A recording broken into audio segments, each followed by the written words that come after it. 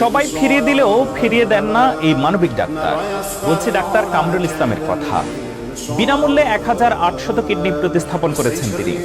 যেখানে হাজারো মানুষ কিডনি নষ্ট হয়ে জীবনের শেষ সময়ের প্রহর গুণে, সেখানে এই চিকিৎসক হয়ে উঠেছেন আশার আলো।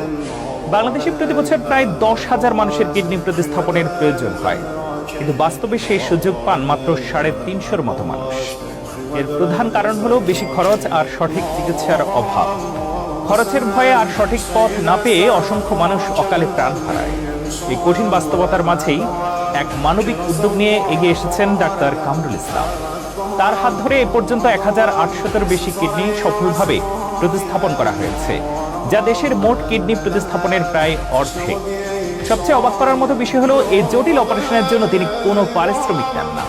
রোগীকে শুধুমাত্র হাসপাতালের আনুষ্ঠানিক খরচ বহন করতে হয়, যার পরিমাণ প্রায় 2 লক্ষ টাকা। যেখানে